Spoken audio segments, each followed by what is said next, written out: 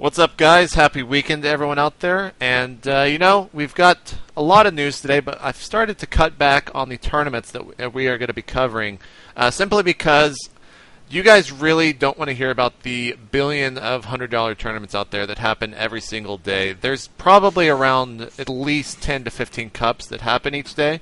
And it's me just simply saying, well, this person won, go check it out. It really doesn't do too much. You can go do that yourselves over at Team Liquid if you really want to find that type of information. But we're going to try to set some standards here on what exactly we report to you guys. And that's not going to really skim too much content off because there's so much going on in Starcraft 2. By the way, I'm joined by Patrick. How's it going, Patrick? Pretty well, man. Pretty well. So let's go ahead and get started, guys. We've got the GCPL that went on last night, Fnatic MSI against Team Liquid. And opening up, we saw Tyler beat Phoenix, which surprising to me because I really thought Phoenix would have taken that. I think Tyler is not practicing as much as he should be, but maybe he's just better than I think he is. So up next, we had Sin beating TLO on Blistering Sands, which doesn't really surprise me. I think TLO was playing random in that, so he maybe have gotten a bad matchup. I'm not sure what race he played in that specific game. But Sin is he's a great Zerg user. He's no slouch whatsoever. So after that, we had Rhett beating Kawhi Rice. It's expected. Rhett should beat Kawhi Rice. TT1 beating Hey Pro. Kind of a toss-up. I mean, what are your thoughts on that match? Do you think TT1 is the go-to winner in that? It really depends on the positions. First of all, especially with TVZ. So I don't know. I didn't watch the game, but I think TT1 is perfectly capable of beating HeyPro, even in cross positions. So I'm not too shocked about it. Yeah. So that means that the match went to the all-important ace match, and Phoenix was up against TLO, and he 2-0'd him. That's pretty remarkable to just 2-0 TLO with who's no slouch whatsoever. Again, he might have been playing random, but his TVT is pretty strong. His TVZ is pretty strong. If he got Protoss twice, that might be why that happened. Again, probably should have done a little bit more research on that, but TLO's best race is definitely not Protoss. He'll be the first one to tell you about that. And also for the GCPL, we have 2 more clan wars coming up this weekend. Tomorrow we have Dignitas versus Empire, and that's going to be Select versus Beastie QT. Naniwa versus Aristio, who is a Zerg player from Empire that I don't know anything about, so that's going to be really interesting to see how good he is. Killer versus Koss. I think Koss should take that. Koss is an extraordinary Terran user. And then Show against Krolu. Show should probably take that. That's going to be happening at 1 p.m. 1 p.m. Central tomorrow, 2 p.m. Eastern. And also again on Sunday at the same time is going to be Mouse versus EG to close out Week 6 and also the regular season for the GCPL with Mana against Axlov, Moro against Strifecrow, Strelok against Idra, and Hasuobs versus In Control. Strelok versus Idra is definitely going to be really exciting. I think Moro will take that match with Strifecrow. Mana versus Axlov probably be a pretty good game, and so will Hasuobs versus In Control. You can check out all the information about Gosu Coaching over at gosucoaching.com. They have great stuff on their website. Coaching, they've also got you can buy coaching is what I'm saying when I say that. You can also check out the Coach's Corner podcast. Then, of course, the GCPL, the Gosu Coaching Premier League. Patrick, what did MrBitter have on last night for his 12-week with the Pro Series? Well, apparently, Idra coached MrBitter to a victory over Chef last night with 12 weeks to the pros, which, if you've been watching the Idra series that he's had on for the past couple of, for like the whole week, I guess, it's not too much of a shock because he actually beat In Control as well in a match, although then In Control later said he was just playing like a slouch and later went to dominate him, but, whatever. But it really shows how good a coach In Control Idra is. And I really, we've been talking about it every day, but I really recommend you guys watch that because MrBitter's actually really, he's a good talker. He's able to get these great guys to explain their decisions at every step. So definitely check that out.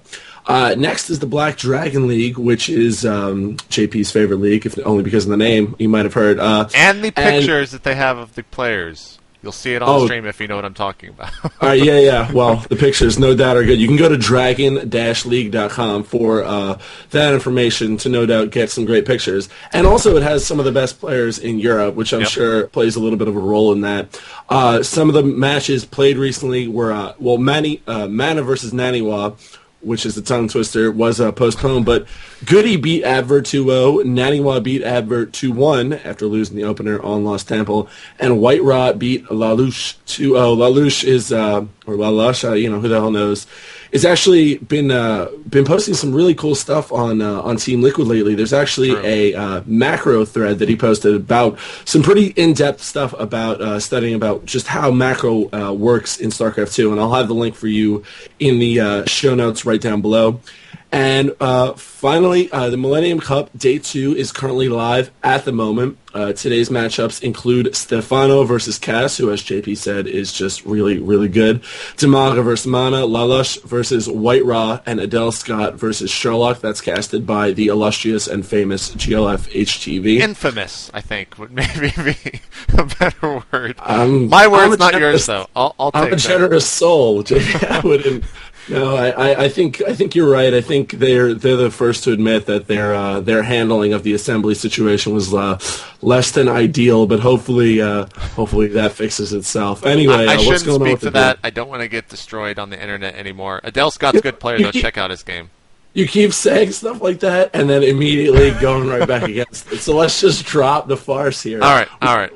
We all know GLFH TV fucked up assembly. I think they know it. But hopefully they can, for the sake of the scene and for their own sake, they can really, really improve. But anyway, what's going on with the V? I think I need to keep my mouth shut a little bit better. The V tonight will be going on with Axlov playing against Slush. Axlov 4-0ing DDE last week, I believe, in a PVT. And Slush, he hasn't really been playing that much lately. I'm not entirely sure. At least I haven't seen him in tournaments lately. He still might be playing the game quite frequently. But I haven't really seen that much out of him. So I'm definitely going to be tuning into that. It's a $100 show match that happens every Friday. And that's going to be kicking off, I believe, at 7 p.m. It might be 7 p.m. Eastern, 6 p.m. Central. But check the show notes for that. It might be wrong, as I don't have them in the actual show notes in front of me, so I do apologize. But regardless, Ask Joshi will be casting that. You can, of course, find that over at ComplexityGaming.com, as well as the TL events on the right-hand side of the page. And the stream area, I don't even know what that area is called. Where all the streams are is basically where you should look. And tomorrow, of course, the TeamSpeak TL SE Open number 14. It is the last European Open for the qualifiers for TSL3. So a lot of big-name players are going to be obviously playing in that, and it's really important. And, as Jeff said earlier, and Control said on State of the Game earlier this week, it is extremely, extremely hard to win those things. But you still get qualifier points, which is a fact that I don't think he really spoke to too much. But it should be incredible. Artosis is going to be co-casting that. I believe with Chill, I'm not sure 100% of his co-caster, but Artosis is a great caster nonetheless, so it's going to be awesome. Tune into that. It's going to be starting tomorrow at 8:25 is check-in. The stream semifinals usually go live around 12, I think. I didn't see that in the thread, so also go check out the thread below. But what is going on with the FX Open Invitational Series, which I had never heard of prior to looking for information for this show? Yeah, so the FX Open Invitational Series is a $1,500 tournament, which seems pretty major, right? But I feel like it hasn't really gotten the hype it deserves. It also has some really good players, but I guess A, that speaks to the fact that FX Open's just not very good at hype, or B, the fact that there's just so much stuff going on in StarCraft 2 today that even a pretty major tournament like this can kind of slip under the rug. But luckily, you watch SC Center, and we're here to give it to you. So the FXO Invitational Series number 1, which means there's more to come. Day 1 will begin tonight at 8 p.m. Central with the tournament playing the lower round 4. Day 2 will play out until the lower round 8, and then the lower final and grand final will be next Friday at 8 p.m. Central as well. So it's a 64-person invitational tournament. And like I said, some big names as well as Artosis casting, which just lends it some serious oomph right there. And it's going to have 4 different streams, English, German, Russian, Chinese, which again, you can tell it's going to be a big tournament, so definitely check it out. In the world of StarCraft 2 news, GOM confirmed that Kelly Milkus will be casting Code A alongside Tastosis. The way it's going to work, I believe, is one day she's going to be casting with Tasteless, the next day she's going to be casting with Artosless, and it's going to go back and forth like that. This is GOM confirming after Kelly herself tweeted that she had bought a ticket to Seoul, Korea, which really confirmed it and blew the whole story up. I'd say overall the community reaction has been less than favorable.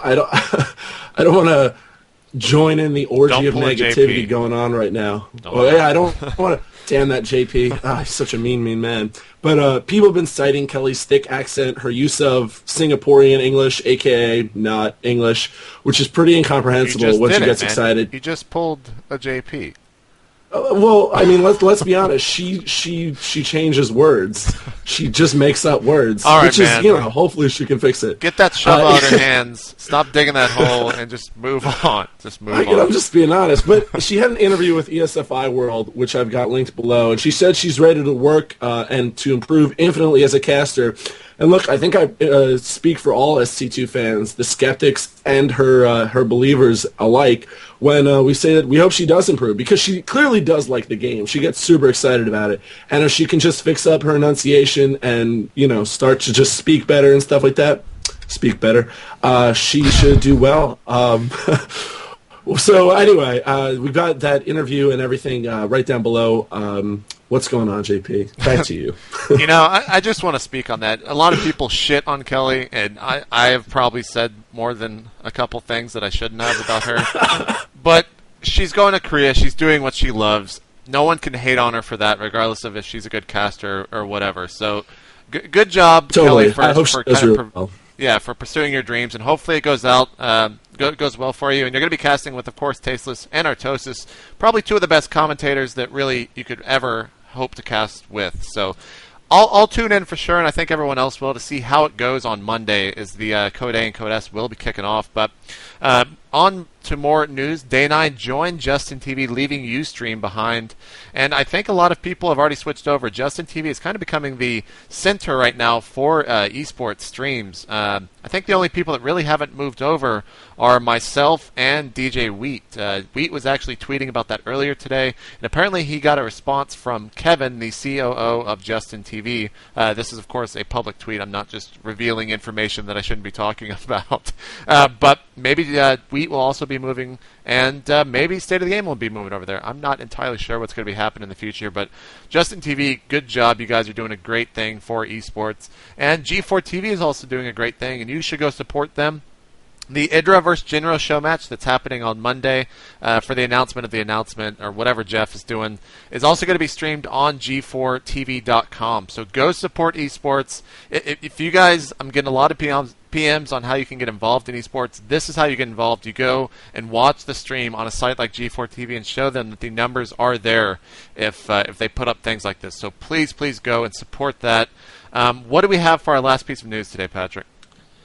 SC Reddit, which is a great community, has a big new project in the works, and but it's not just an announcement. The specifics are protected by NDA, so they didn't really get into the specifics, but they are hiring developers and artists. So I know what you're thinking. StarCraft fans being like programmers and artists? No way. Go over to Reddit.com. We're all nerds. What are you talking about? Yes. There's not a single programmer who likes StarCraft. Not a chance. But if you're interested in working in esports, this might be a serious opportunity, because the dudes who run SC Reddit, from what I hear, are the epitome of professionalism in esports. They really know how to get shit done, and so it's awesome that they're definitely moving on to bigger things here with this project. What it is, who the hell knows, but you can go over to reddit.com/Starcraft. We have the link to this specific thing in the show notes. You can send in your resume, and good luck to you talented folks who can do it. But yeah, it's going to be amazing. I'm super excited to see what they have to do. There's just so much crap going on recently. I'm so excited. Esports is about to explode all over the face. 2011. Shit's going down. Yeah, I mean, it's going to be incredible, guys. I cannot wait a year from now to be sitting here and doing exactly what I'm doing, and try to contain my excitement, because that's, from here till now, it's just going to be an entirely new year for esports, and it is going to be incredible. But that is going to do it for SC Center here on this weekend edition on Friday. Of course, you could follow myself at Twitter on twitter.com/itmejp. You could follow Patrick at twitter.com/chobopeon. Also, if you have any tips for the SC Center, you can submit them to tips@itmejp.com. Patrick, got anything else?